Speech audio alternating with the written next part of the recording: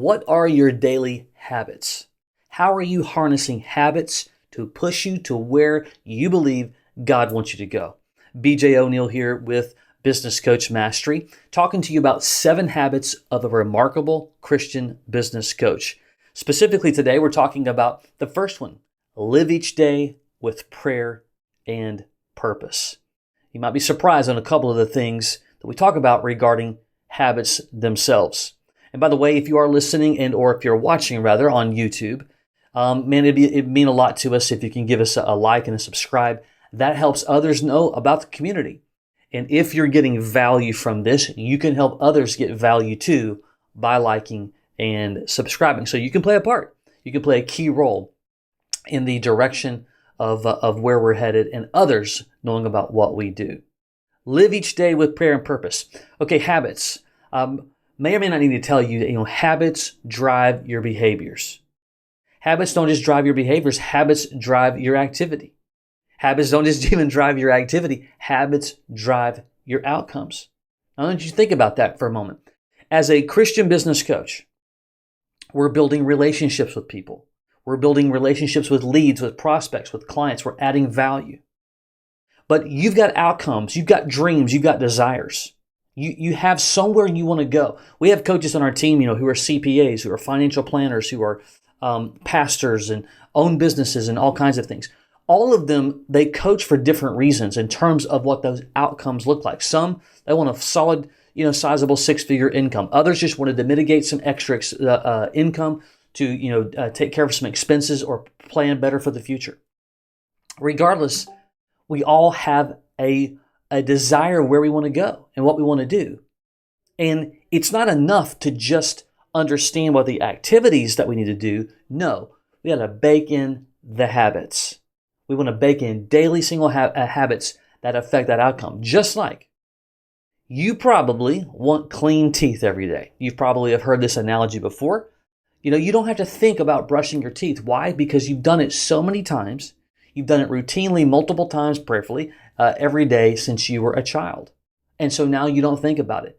You do it likely at the same time or times throughout the day. Why? Because you've done it routinely over and over again. It's just become part of your day, your week, your months, your year, and so on.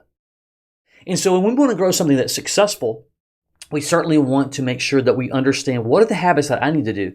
Well, as a believer, as a Christian, I do believe that there are 7 principles, key areas to building a successful Christian business coaching. The first one is to live each day with prayer and purpose. Now, as a believer, as a Christ follower, prayer is the foundational element of our faith.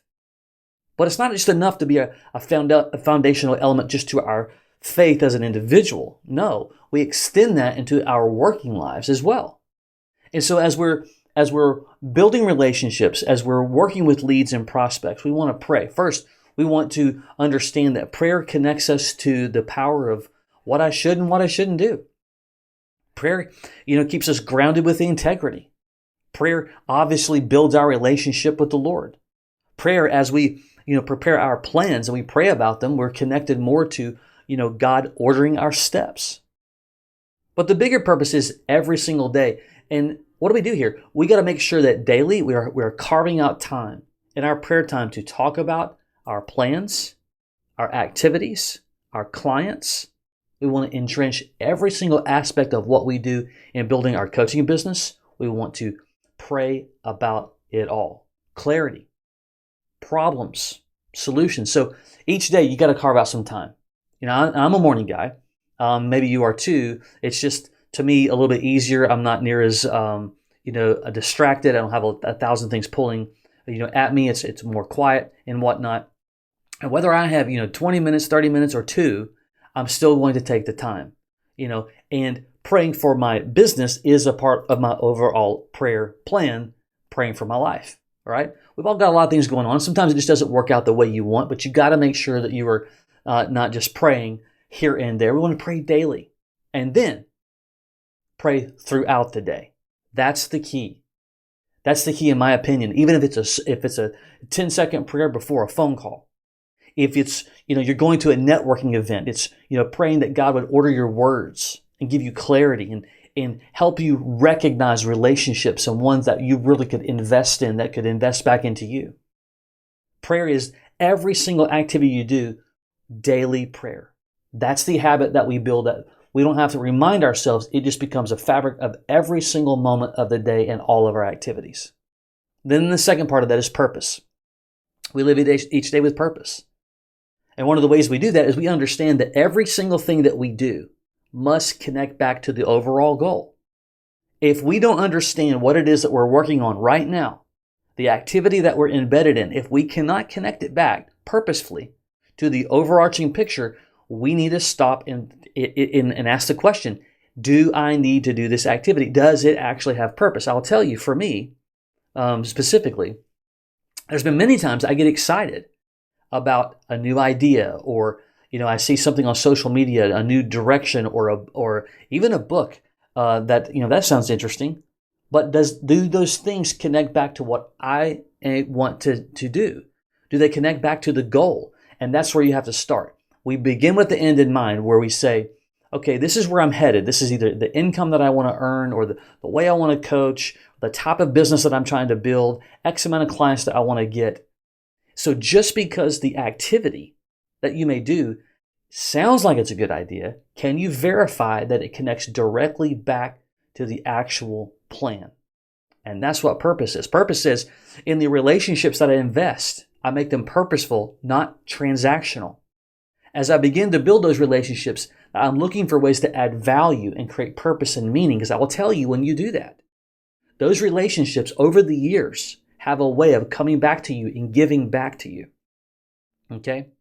As you're doing the activities, if it's lead generation, if it's, coaching the client, where can you find additional purpose to invest into others? But I want to just encourage you. Ask the question. This is the habit that you build. You ask the question on every activity. Does this have meaning? Does this have purpose?